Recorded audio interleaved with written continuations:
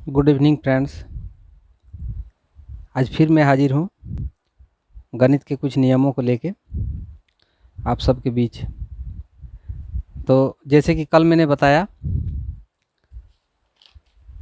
कि कोई दी गई संख्या 2 से विभाज्य है, इसका पता लगाने के नियम, 3 से विभाज्य है, इसे पता लगाने का नियम, एवं 5 से विभाज्य है, इसे पता लगाने का नियम।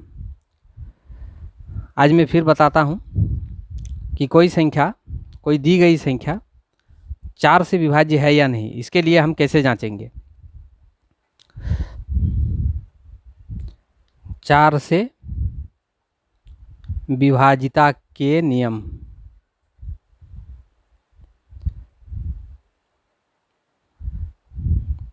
इसमें हमें क्या देखना है कि कोई संख्या 4 से पूर्ण रूप से विभाजित है, इसको हम बिना कैलकुलेट किए हुए देख के ही बता सकते हैं। किस विधि से? ना, हमें देखना होगा दी गई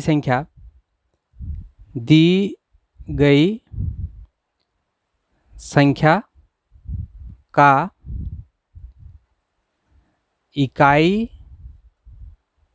अंक एवं दहाई अंक से मिलकर बना संख्या 4 से विभाज्य हो। जैसे एक संख्या लिखते हैं 63810। ये संख्या 4 से विभाज्य है या नहीं, इसका पता हम लोग लगाएंगे कैसे। जैसे यहाँ इसका इकाई अंक 0 है और दहाई अंक है 1, ये दोनों से मिलकर बनने वाला संख्या हो गया 10। 10 को हम 4 से भाग करेंगे।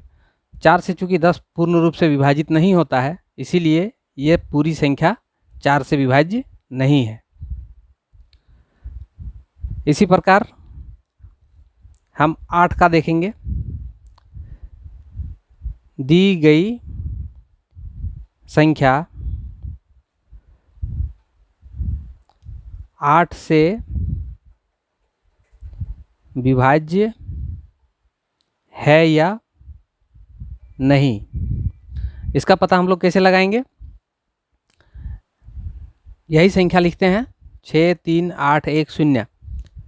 इस संख्या में हमको देखना क्या है, इसका इकाई अंक, दहाई अंक और सैकड़ा का अंक, ये तीनों अंक से मिलकर बनने वाला जो संख्या है जो है 810, ये पूर्ण रूप से 8 से विभाजित होना चाहिए। अगर ये 8 से पूर्ण रूप से विभाजित होता है तो ये पूरी संख्या जो है 8 से विभाज्य होगा। अगर 8 से पूर्ण रूप से ये संख्या विभाजित नहीं होती है तो ये पूरी संख्या 8 से विभाजित नहीं होगी। इसको देखते हैं भागा करके। 8 एकम 8, 0 या 10, 8 एकम 8, अभी भी इसमें कुछ शेष बच जा रहा है, जिसके चलते ये पूर्ण रूप से विभाजित नहीं है। अतः 8 से ये संख्या विभाजित नहीं होगी। ये हो गया 4 का और 8 का नियम।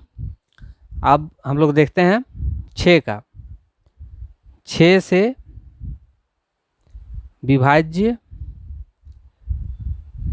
है कि नहीं, इसके लिए हम लोग क्या करेंगे।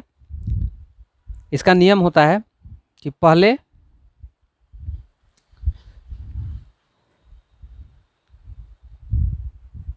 संख्या में 2 से फिर 3 से अलग अलग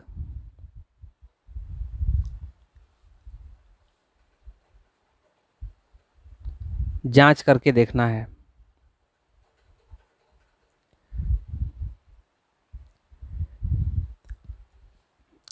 जैसे कोई एक संख्या हम लेते हैं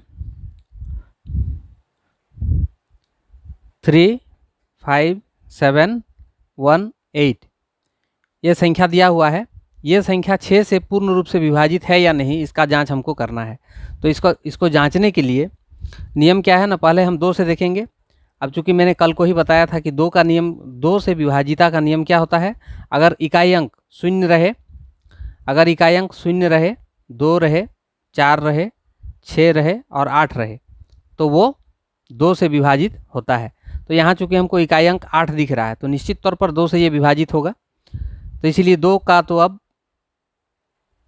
यहीं पर ख़त्म करते हैं, 2 को छोड़ते हैं। अब 3 से देखते हैं, 3 से विभाजित होता है कि नहीं। इसके लिए मैंने कल नियम बताया था कि 3 से अगर कोई संख्या विभाजित होता है तो इस दी गई संख्या के सभी अंकों का योग जो प्राप्त होता है उसे 3 से विभाजित, 3 से पूरी विभाज्य होता है।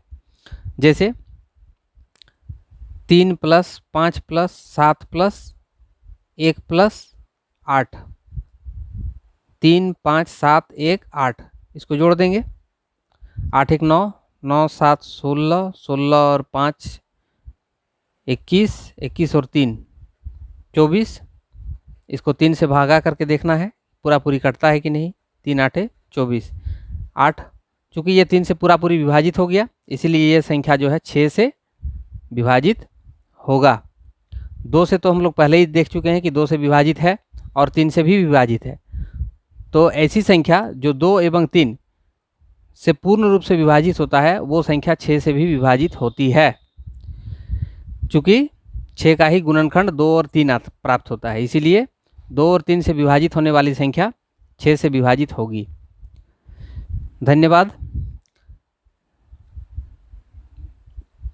मेरा वीडियो आप लोगों को कैसे लगता है कृपया करके आप लोग कमेंट करें, लाइक करें, मुझे बताएं।